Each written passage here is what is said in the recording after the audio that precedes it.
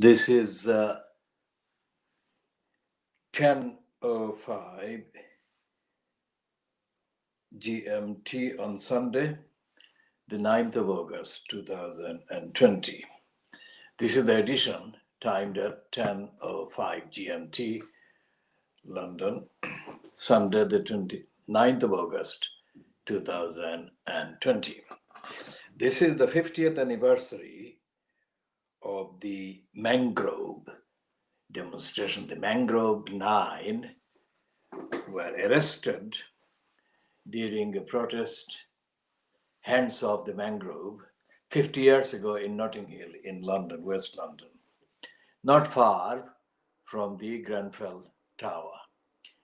Now, there has been nothing in Fleet Street today that shows any real respect or recognition for the fight, the lawful fight, the constitutional fight, the legal fight, the ethical fight, the moral fight, the peaceful demonstration against the harassment of the Mangrove restaurant, opened and run by Frank Critchlow. Now, the Mangrove has become part of the history of the Black people from the Caribbean islands, whose entitlements to involve themselves in peaceful, decent, ordinary living was interfered with from the start of the 1950s, when the first group of people, Windrush generation, began to arrive in response to the open invitation made by the British government. And the invitation was similar to what they did in relation to issuing 10 years later in the early 1960s, the employment voucher, which brought so many Bangladeshis, and especially so many people from Sylhet in then East Pakistan in the 1960s, whom I helped. I helped hundreds of people from Sylhet to respond to that invitation by employment voucher, and I helped them go to UK, come to the UK. So 10 years before that, or the decade before that, the British government of the time or the day had invited people from the Caribbean. And the significant, memorable and memorial and memorized event is associated with the ship called Empire Windrush, which carried so many people from the Caribbean. And the Windrush generation is now part of the political discourse and narrative in Britain as a result of a lot of campaign and a lot of evidence coming out of the fact that despite the invitation to the people to come and save the British economy, post-1945 British economy, successive British governments treated the people of the Windrush generation with hostile and denials and hostility and denials of their rights. And only recently, in the last 5 years, has the fact of that systematic, persistent hostility been acknowledged, resulting from a kind of investigation carried out through The Guardian. And Amelia Gentleman was given the prize, the Paul Foot Investigative Journalism prize for that disclosure. Whether the same impact would have been felt had it not been a white woman working for a white, still white dominated racist newspaper, The Guardian, if the investigation had been carried out by a black person, especially of the Caribbean or African identity or descent, and published on a platform that was not owned or controlled by white,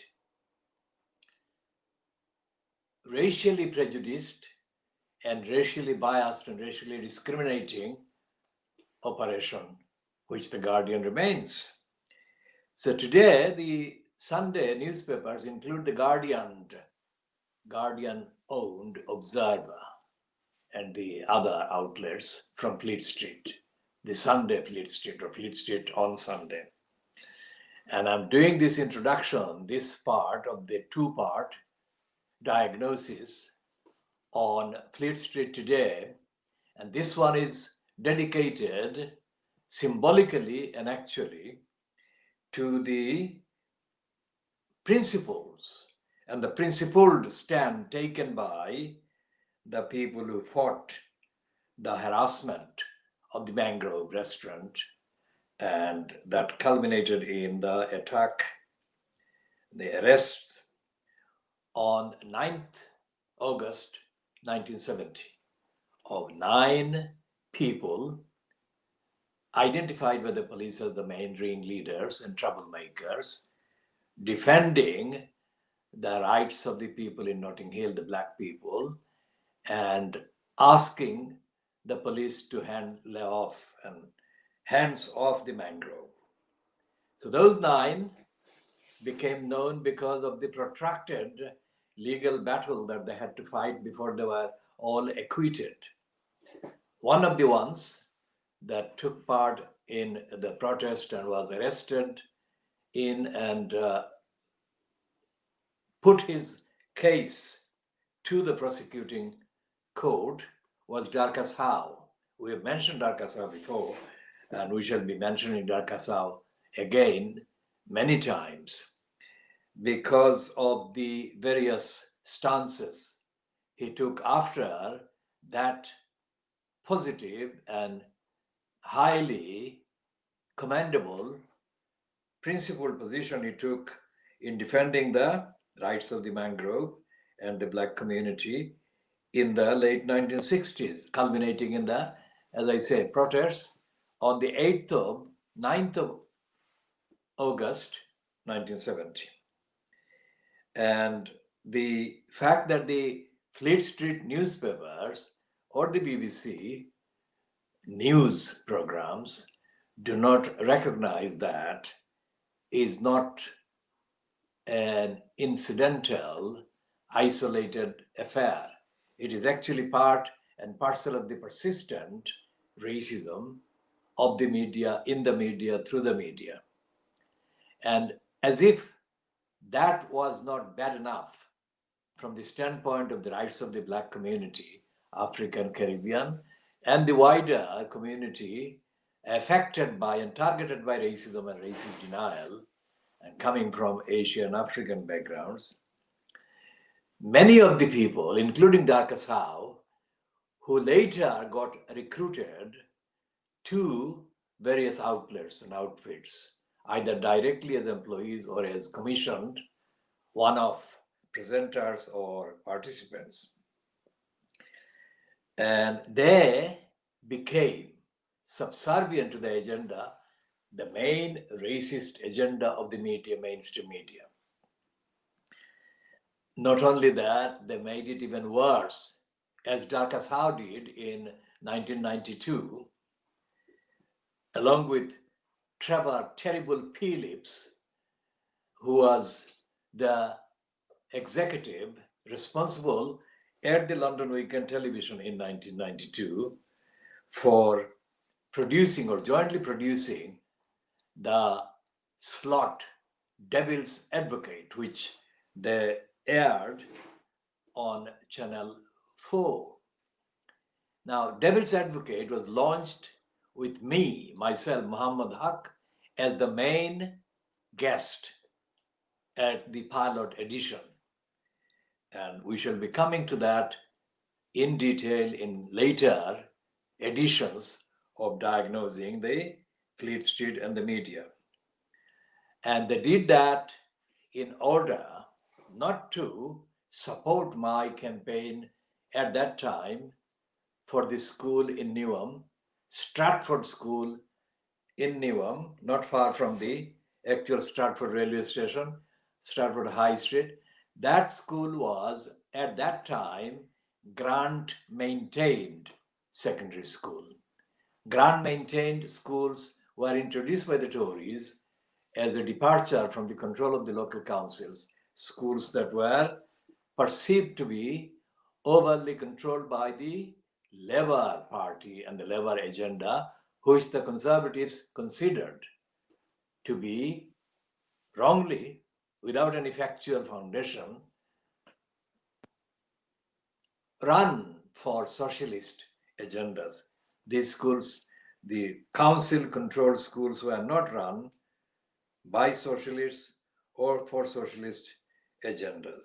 So, what happened in the Devil's Advocate in 1992, March 1992, that was hosted by Darkas. I gave him the name after that, Dirty How, because he was playing the dirty games for the racist agenda, of which the black-skinned Trevor Terrible Phillips was the approved official agent. And this phrase, Dirty How, is chronicled in a history of Darkas How, or his life, which quoted me and quotes me in that book as calling him out for running the dirty campaign. And there are lots of other details that I shall be coming to. So this is real life involvement in a continuous way of the battle against racism. I involved myself without intending to, but was forced to, against Darkas How, who was one of the principled defenders of the community on this day 50 years ago in Notting Hill. While he was one of the people defending the right of Frank Critchlow and the community to run the Mangrove restaurant without interference and racist attacks by the authorities who unleashed the police to harass the people in the restaurant. Now, this Mangrove, there is a piece belatedly produced and created by the BBC about the Mangrove. And it says, in the introduction, it says the Mangrove promo marks 50th anniversary of the harassment protest. And BBC One releases trailer for small X film, Mangrove. So this is the introduction, the caption to the picture in that BBC One trailer. Sunday, August the 9th is 50 years since the Mangrove March, which led to the 9 innocent black women and men being arrested. It was a march necessitated by relentless police brutality in Notting Hill. That is according to the very black filmmaker who styled himself after the very white Hollywood actor Steve McQueen. Now, this film I haven't seen, and we shall be reviewing it in due course after watching it. And it says that tomorrow, that is today, Sunday, the 9th of August, marks the 50th anniversary of the march. And they will be talking about that in that. Now, the entry about the Mangrove 9, retrieved in the last few minutes on the current edition of the Wikipedia, says, in 1969, the Mangrove restaurant became the target of police attention designed to close it down. Robin Bruce and Paul Field write in The Independent that it was raided 12 times between January 1969 and July 1970. So this is the background, very briefly.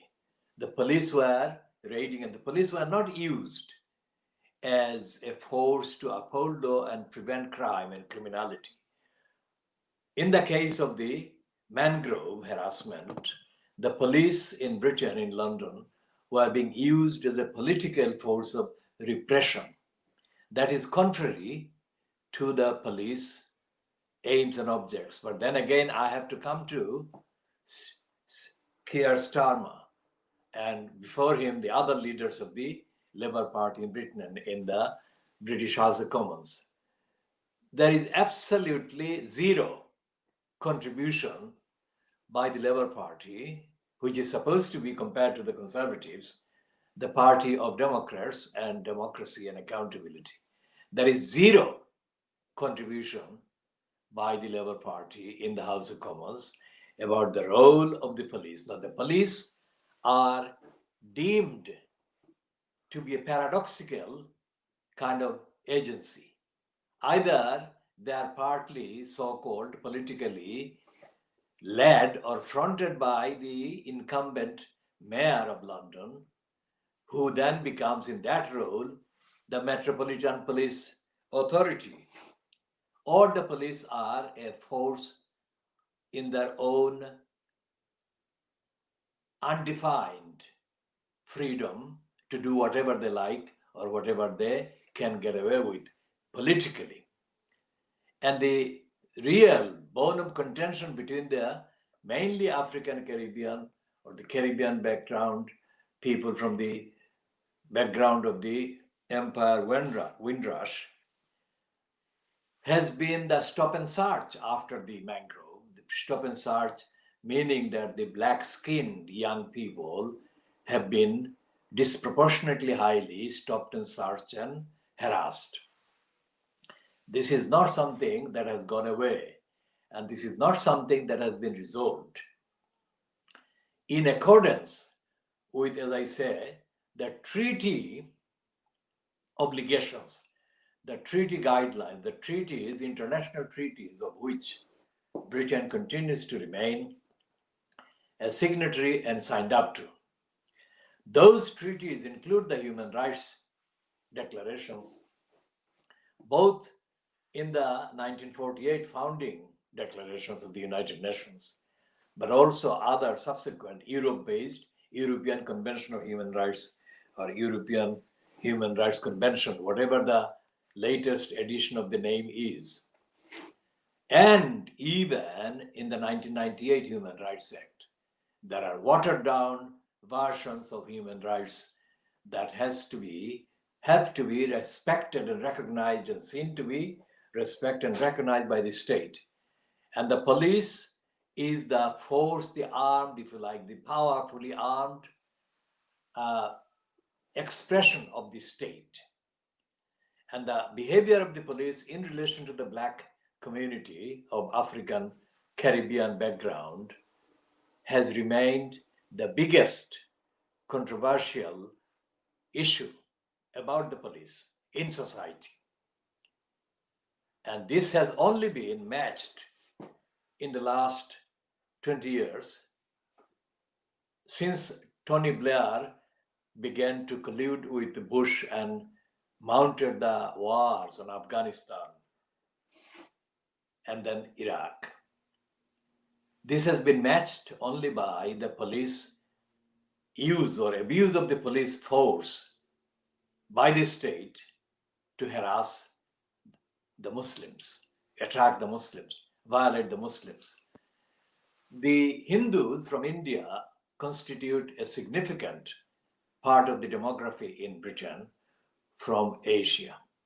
But the Hindus are not even featured in controversial relations with the British state. And that is not an accident. We shall go back to that when we come back to a further review of what happened in 1947 or what has been happening since 1947 in the subcontinent. But there is an agenda. And the agenda is made even worse by the fact that Priti Patel is a personal friend of Narendra Modi. And Priti Patel is now leading the attack on the rights of the migrants and is continuing de facto the hostile policy, the hostile environment created against the target community by the Home Office, which officially is the money linked department of the UK government that handles the police. But essentially, the police are not held to account by any department, by the parliament or anybody. The police are deemed to be part of the force of Her Majesty or His Majesty, whoever happens to be the incumbent monarch in this country.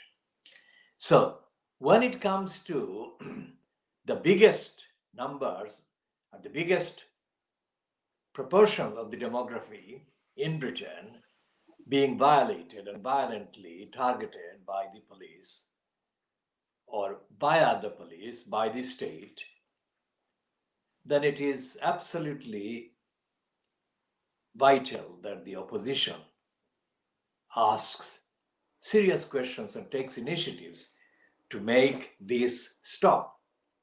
Because there is no evidence that the propensity to crime and criminality or violent crime and criminality is attributable to ethnicity. The evidence is that the crime and criminality are linked, correlated to other factors, including environment, economic condition, social condition, and the status accorded to the person by the agencies of the state, most pronouncedly the police.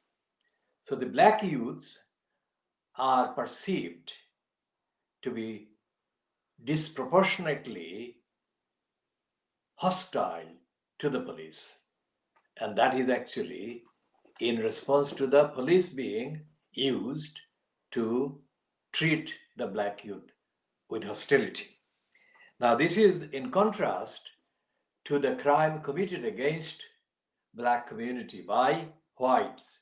And the whites actually in the West End in 1959, the whites got away. The whites who murdered the black man in Notting Hill area, his name is Kelso. So the Kelso was murdered by racists in Notting Hill area, and that is his Kelso Benjamin. Kelso Benjamin Cochran was a young carpenter and was saving money to go to law school. Now, he was murdered by a gang of white youths on the street.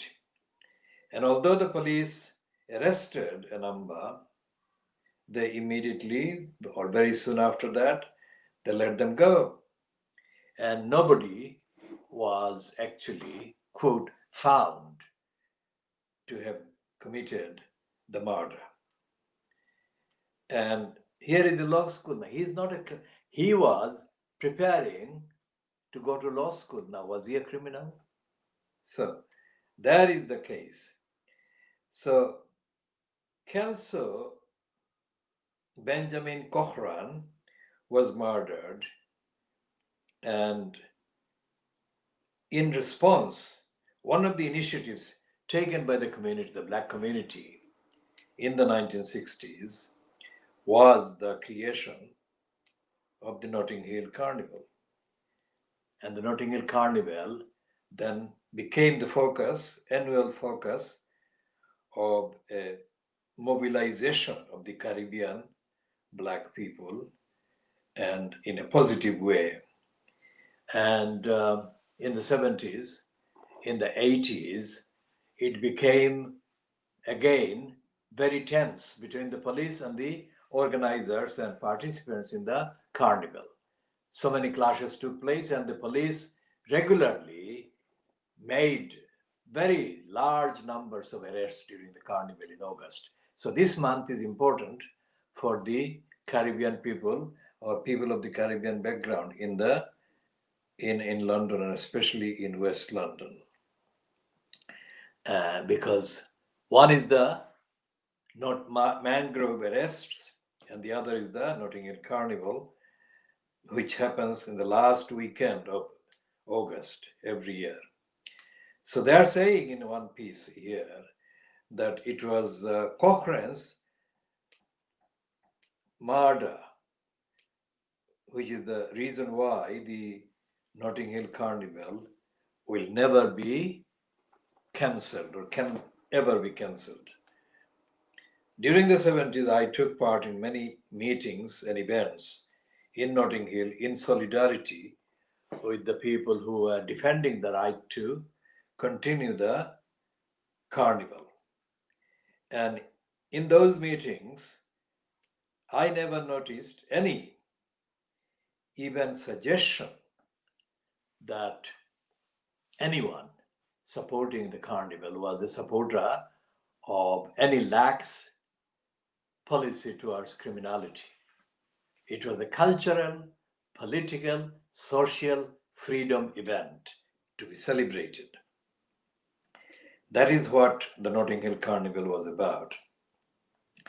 And those who resented the formation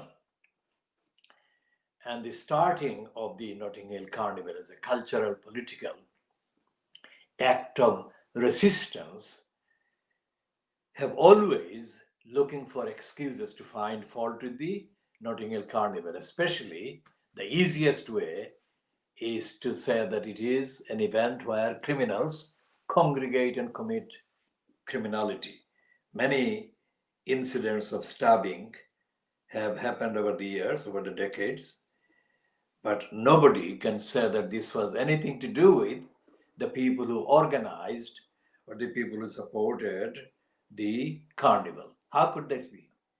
How could that be? That is absolutely preposterous.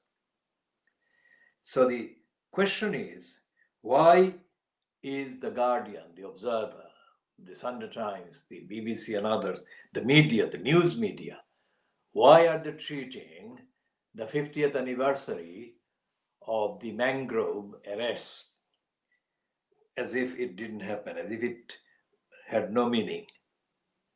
And the answer is because all of them are in racist denial. And the Labour Party, led by whoever, Kinnock, Michael Foot, John Smith, in brief, or Blair, or Brown, or Ed Miliband, miniature brand, Ed Miliband and David Miliband. These mini brands, I gave them the brand because they were miniature forms of their father, who was compared to them was a much identifiable opponent of the corrupt, racist, authoritarian state. So it is with Corbyn, things only changed because the brand changed. His promoters, mainly bots and other mechanical personnel, promoted the image of Jeremy Corbyn as a saint, almost a saint. And I have chronicled, I have already published and posted and filmed enough comments and commentary based entirely on the facts of Corbyn's behavior.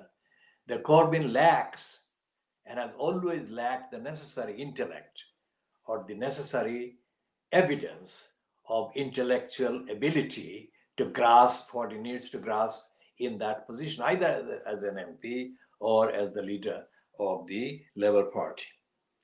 So there are faults to be laid at the doors of the opponents and demonizers of Corbyn, no doubt about that. But Corbyn himself is not a saint, and Corbyn is not a genius, and Corbyn is not of the intellect or the intellectual level of capacity that he needs to have had or possessed in order to lead the Labour Party. And the biggest area of failure is in the area of accountability by the Labour Party for its failure to have a narrative, have a demand, have a role in demanding accountability by the agencies of the state and the forces of exploitation and big business. So there are various issues, but essentially, racism in Fleet Street, in the media, and the exclusion of recognition of the fights for principle against racist harassment of the Notting Hill people 50 years ago is, of course, directly evident in the Fleet Street paper today and the media outlets. But they only reflect the racism prevalent in the current incumbent government and its predecessors, including the Home Secretary Theresa May, whose time in the Home Office was identified with the hostile environment initiative. Although she initiated the hostile environment in words, in those words, in that way, the de facto, the actual policies constituting hostile attitude and attitude to and treatment of the Empire Windrush people and others of similar backgrounds, including the Muslims and other people targeted by racist forces in Britain, existed, pre-existed, predated even Theresa May's entry into Parliament as an MP or her first appearance as a local councillor in the borough of Marton in southwest London. And so therefore the task facing the targets of racism today and the task that will continue to face the targets of racism and anti-Muslim hostility in this country in the foreseeable future, foreseeable decades, is the task. Constant vigilance is the minimum that the task entails. And there is no evidence in the black owned or black controlled or the black operated outlets or parts of the mainstream media where this is recognized. In fact, the media persons who are black or black skinned or a black background appear to be black mostly in pigmentation, but in ideology they are lost. They are not even like Thomas Babington Macaulay's brown English persons of India, Pakistan, and Bangladesh subcontinent, when Macaulay drafted his racist imperialist education policy in the 1830s. These black-skinned persons are lost, and that lost sense of direction, no direction, is evident in the fact that most of the black on black crimes and criminality and violence take place among black people, black youngsters. And it shows that they don't recognize themselves as worthy, those perpetrators. And the perpetrators are only perpetrators because their elders, the previous generations, have failed to instill in them a sense of self-respect and identity and worth and value to the extent that they would respect their own lives and each other. So this is the narrative. This is the narrative based on the evidence, and it must be continued until such times as the black people and their corresponding numbers in the Asian community, the Muslim community, realize that they have to create self-respect and dignity and respect for one another to the point where they respect the lives and the liberties and the freedoms and the dignities of one another, irrespective of whether they are being told by their white role models, which is what the racist brainwashing and Uncle Tomari and Nephew Tomari and Niece Tomari actually operates. And so therefore the newspapers today called Fleet Street, the Sunday Fleet Street, are devoid of any reference and recognition to the black humanity. And in the weeks when the so-called ethnic related titles and outlets, they are devoid of this narrative, this equation, this correlation.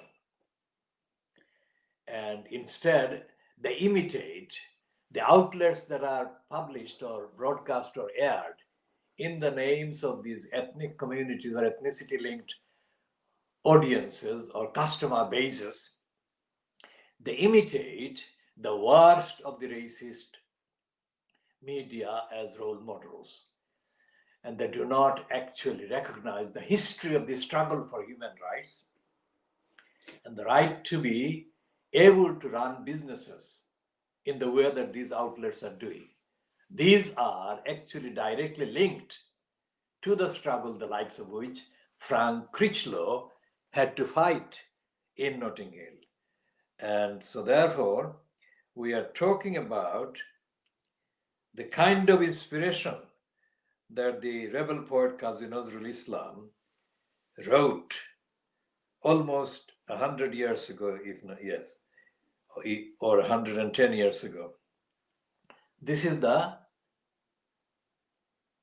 poem that Nazrul wrote in Bangla, but it can apply to the youths living in Bangladesh today or in Bangla language speaking areas of the world, including in Tower Hamlets, in Newham, in New York, in America, in other parts of the Middle East. And it said, Chol, chol, chol, urdhva gagane baje madol, nimne utola toroni dol, অরুণ প্রাতের তরুণ দল চলরে চলরে চল উষার দুয়ারে হানিয়াঘাত আমরা আনিব রাঙা প্রভাত আমরা টুটাবো তিমির রাত বাধার বিন্ধ্যাচল নবনবীনের গাহিয়া গান সজীব করিব মহাশ্মশান আমরা দানিব নতুন প্রাণ বাহুতে নবীন বল চলরে নওজোয়ান শোনরে পাতিয়া কান মৃত্যু তরুণ দুয়ারে দুয়ারে জীবনের আহ্বান. So defying death, the invitation of life, is the call, in that call that Nazrul made 110 years ago, and it applies universally. And we need, in the context of Tower Hamlets in East London, in the context of Newham, Hackney, and other East London areas, in the Bangladeshi community to begin with, in relation to the Khoodeelaar campaign, which is the campaign defending the community in the East End of London. And that community, the central identity of that community, the central plank of that community, has been the Bangladeshis in the last 100 years. But the last 50 years, we have been targeted by repeated attempts to dismantle that identity and that front and that facade and that actual central location where the Bangladeshis are identified as having the second home outside of Bangladesh. And we need to realize that. We need to implement that. And we need to do that in order to defend the basic ordinary humanity and also to fend off, beat, and reverse the oncoming relentless racist attacks, racist harassment, and in the case of the licensed law traders who are allowed what is called audience in the courts of law in this country, solicitors and barristers, The idea is that they are licensed with skills or basic standard of compliance with the rule of law, due process, and legality, and all the rest of it. But the basic evidence of all the prosecutions, or most prosecutions, attempted against racists, racist murderers, racist killers, racist attackers, racist other types of wrongdoers, the evidence overwhelmingly is that the lawyers or the licensed law traders are not delivering the legal representation or the advocacy that they are supposed to be engaged in doing when in the states of licensed audience and admission entrances to the various rooms and various hearings of the courts and the tribunals. So we shall be talking about that in the context of the racist aggravation and incitement committed by the media and the absence of the prosecution or the absence of the civil action against these inciters and wrongdoers. And the media is not just what appears on the pages. The media is why it appears on the pages and why certain things don't appear in the pages. So until the next edition, this edition is ending at 14 minutes to 11 GMT on Sunday, the 9th of August, 2020.